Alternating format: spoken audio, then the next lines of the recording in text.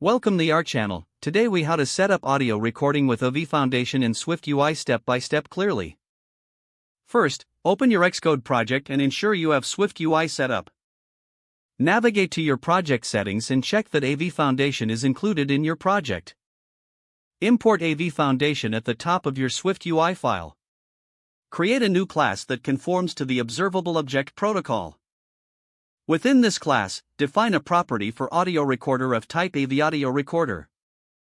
Set up a URL for the audio file you will create. Specify the audio file's format and settings using a dictionary. Implement a method to request microphone access from the user. Check if the user granted permission to use the microphone. If permission is denied, handle the situation with an alert or appropriate message. Create a method to start recording audio. In this method, initialize the audio recorder with the specified URL and settings. Start recording by calling the record method on the audio recorder. Implement a method to stop recording audio.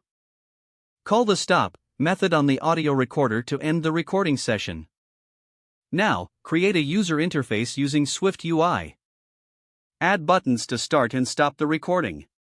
Bind the button actions to the recording methods you've implemented. Display audio recording status using a text view. Finally, run the app on a physical device to test audio recording functionality. Ensure you grant microphone permissions when prompted. If the page does not load, refresh the browser or try again in a private or incognito window. Make sure you are using the correct email address, then retype it carefully to avoid small typos. If your password is not accepted, use the reset option and create a new strong password you can remember. Check your spam folder for verification or security emails, then complete any requested confirmation steps. Enable two-factor authentication if available to improve account security and reduce unauthorized access risk.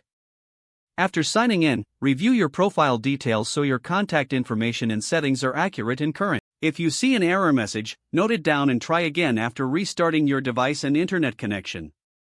Don't forget to like this video and subscribe to our channel for more step-by-step tech guides.